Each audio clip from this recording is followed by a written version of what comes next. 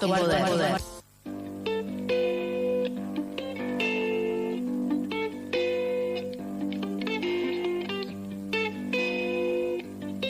Durante las últimas semanas, docentes de la Ciudad de Buenos Aires comenzaron a denunciar públicamente un aumento en el maltrato institucional que reciben cada vez que deben justificar una licencia médica. La legisladora porteña Andrea Datri, del PTS en el Frente de Izquierda y los Trabajadores Unidad, presentó este lunes un proyecto en la legislatura para exigir respuestas. Hoy tiene la amabilidad de conversar con nosotros, así que le damos la bienvenida. Hola Andrea, ¿cómo estás? Natacha te saluda al aire de FM La Tribu. ¿Qué tal? Buenos días. Muchas gracias por tomarte un tiempito para charlar con nosotras. Está bueno porque quizás muchos y muchas de quienes nos están escuchando desconocen que cuando un docente se enferma, además de perder el presentismo, que es una suma parte de su salario, debe validar su licencia en múltiples instancias y durante la pandemia se implementó una plataforma virtual para este trámite justamente, pero en las últimas semanas este sistema empezó a cambiar. Y está bueno que charlemos para que nos expliques cómo funciona actualmente la validación de estas licencias médicas para los docentes de la ciudad y qué modificaciones están generando conflicto. Mira, lo que señalan las docentes y los docentes es que esta empresa empezó a ser mucho más hostil y mucho más persecutoria en la validación de las licencias que tienen otorgadas por personal médico en su consulta, ¿no? Por determinadas dolencias o afecciones. Uh-huh. Y esta empresa, que se llama Dienst Consulting, es una empresa que es una empresa de medicina laboral privada, contratada por el Estado de la Ciudad de Buenos Aires, de una manera también bastante arbitraria, y que, bueno, nada, queremos saber, las docentes están recabando denuncias de compañeras y compañeros de trabajo, pero quieren saber, por supuesto, cómo fue que se destinó a esta empresa la tercerización del servicio del control de las licencias, sobre todo porque pasan cosas como, por ejemplo, no solamente que no les validen los días que sí ha decidido el personal médico capacitado para tomar esas decisiones, sino que en otros casos les piden hacer un trámite de manera presencial en horario laboral o les exigen un intercambio por vía virtual en horario también en que están frente al aula. Uh-huh. Entonces, todas esas cosas que no se pueden cumplir justamente porque las docentes y los docentes no quieren faltar a su trabajo de más o no quieren pedirse horas para ir a ver a esta empresa o no quieren, lógicamente, no quieren desatender el aula para hacer una llamada virtual, terminan perdiendo la posibilidad de que se les justifiquen las licencias que tienen por enfermedades. Okay. Pensá que es una situación que, por supuesto, que afecta a todos los docentes, pero a mí hay un dato que me parece que es necesario destacar y que yo lo destaqué cuando presenté este proyecto en la legislatura, que es que en Argentina, vos sabés que Argentina tiene el índice más alto de feminización del trabajo docente de toda la región. Sí. Por ejemplo, en trabajadores de educación del nivel primario, el 94,6% son mujeres.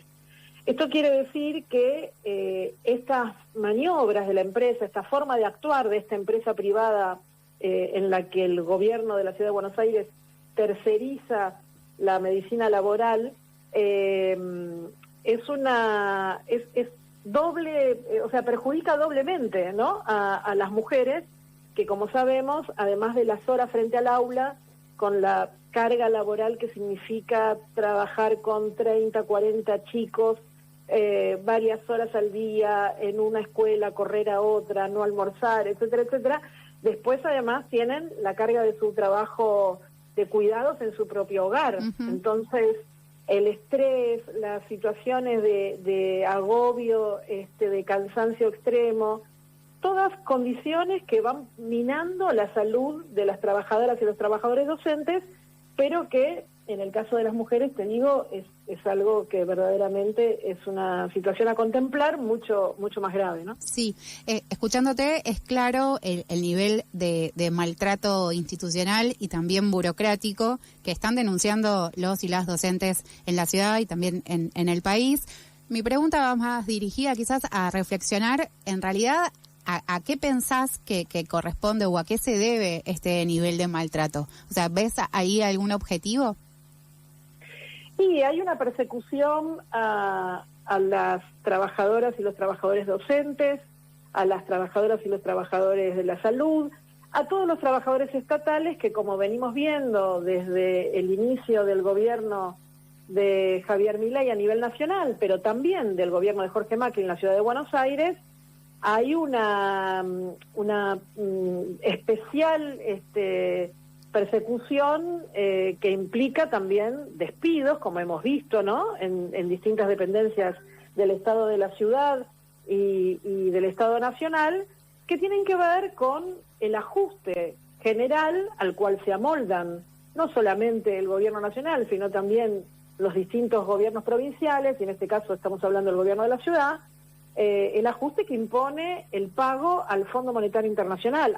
El gobierno acaba de arreglar un pacto por el desembolso de una cantidad de millones de dólares que van a seguir pagando varias generaciones nuevamente en la Argentina, y este pacto implica obligaciones por parte del gobierno nacional y también de los gobiernos provinciales y en este caso de la Ciudad de Buenos Aires, de apretar, ajustar en lo que ellos dicen el gasto, digamos, ¿no? El gasto fiscal, pero que el gasto fiscal en realidad es sostener la educación pública, sostener la salud pública de calidad, sostener todos los servicios públicos que en última instancia son los que verdaderamente garantizan los derechos de la población, en este caso de niñas, niños y adolescentes, a tener una educación de calidad.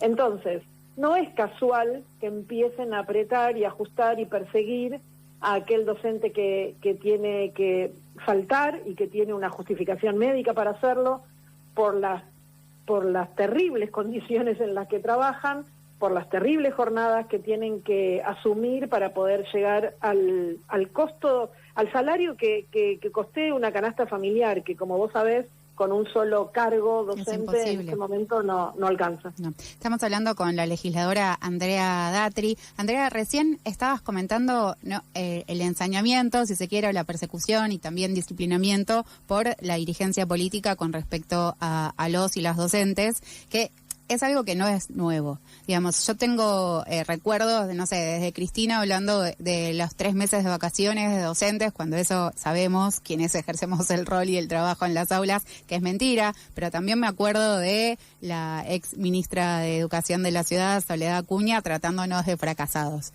O sea, hay una desvalorización y un maltrato y un disciplinamiento por parte de la dirigencia política, no toda claramente, pero sí un marco bastante amplio de diferentes posturas políticas que atacan a los empleados públicos, porque también hay que decirlo, pero últimamente en estas últimas décadas el trabajo docente está siendo bastante vapuleado.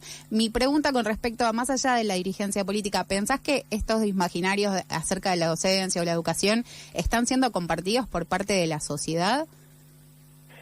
Mira, estás apuntando a un tema que justamente en estas últimas 48 horas está en todas las redes sociales y es el debate acerca de las declaraciones que acaba de hacer Juan Grabois, sí. Nada menos. Me lo olvidé en la lista, sí, también podemos hablar de eso que dijo, lo decimos por si alguien no lo escuchó, que bueno, si sos docente o trabajador de la salud y no vas a trabajar, te tienen que mandar al paredón, ¿no? De traidor, eso fue lo que dijo el dirigente social Juan Grabois, claro, para mantenerlo también en esta especie de panorama que estamos tratando hacia el trabajo docente, ¿no? Él lo plantea en relación a, los sectores más pobres de nuestra sociedad necesitan dejar a los chicos en la escuela para poder ir a ganarse el mango, muchas veces con changas, con jornadas también extenuantes de trabajo precario, etcétera, Y entonces el docente que falta porque tiene una licencia porque está enfermo, porque está sobrecargado de trabajo, por las consecuencias de lo que esta sobrecarga implica para su salud, parecería que fuera el enemigo de esa persona, de esa familia pobre que tiene que dejar el chico en la escuela. A mí me parece que ese pensamiento o esa forma de razonar de trabajadores del Estado que viven en condiciones precarias, su trabajo también, y con sobrecarga, contra sectores populares, o al revés, sectores populares contra los trabajadores, me parece que es fomentar algo que solamente le facilita la existencia a la derecha y el avance de la derecha cada vez más, ¿no es cierto? En vez de fomentar la unidad de la comunidad educativa, que eso implica las familias, las maestras, los directivos de las escuelas, en vez de fomentar esa unidad, digo, que muchas veces es la que hacen cotidianamente en los barrios y en las escuelas, las maestras y las mamás de los chicos. Sí, ¿no es cierto? Claro. Esa unidad existe más allá de que Grabois esté fomentando el enfrentamiento, porque esos chicos muchas veces comen gracias a que hay una maestra que ayuda para que tengan un plato de comida en la escuela. Muchas veces esas familias recurren a la maestra, que es la que se mete, interviene sobre situaciones de violencia, de abuso que ocurren en esa familia, contra esa mamá. Es decir, tienen una sobrecarga de trabajo que va más allá de los límites específicamente de lo que debería ser su tarea, y sin embargo lo asumen con una gran vocación de servicio y en condiciones deplorables. Entonces digo, fomentar la idea de que los trabajadores y las trabajadoras docentes se piden licencias como se les canta, porque total es una boludez, dicho mal y pronto. Y entonces hay que controlar. Sí. Claro, perjudican a las familias más pobres. Me parece, no sé si es muy suave decir que es un error. Un error garrafal. Me parece que es una política muy nefasta y me parece que demuestra de alguna manera que en boca de Juan Grabois se repitan estas ideas que son las ideas que hizo prosperar la derecha para avanzar y para que esos sectores populares no cuestionen la política económica, ¿no? Que fue la garante de la desigualdad en los gobiernos anteriores, donde se juntó los ricos se hicieron más ricos, pero los pobres se hicieron más pobres, y esto sucedió antes de Milei. Entonces, para que no se cuestione esa política, sino que esos sectores populares concentren su bronca en otros sectores de trabajadores, en los desocupados, en las feministas, vos viste que también, o sea, sí, las feministas, la diversidad sexual, y ahora las docentes. Es decir, cambiar el eje, no clarificar quiénes son los amigos y los enemigos del pueblo, como dirían los históricos mártires de la clase trabajadora de Chicago, sino que en vez de clarificar quiénes son los verdaderos amigos y enemigos del pueblo, confundir todo y enfrentar a pobres contra pobres, o a trabajadores más pobres contra trabajadores un poco menos pobres, pero que están cada vez viendo cómo se empeora su condición, su poder adquisitivo y sus condiciones laborales. Sí. Me parece que hay que salir de esa dinámica, porque es una adaptación, me parece, a esa idea ultraliberal, individualista, meritocrática, en vez de buscar la unidad para los pobres y los más pobres y los que se están empobreciendo cada vez más,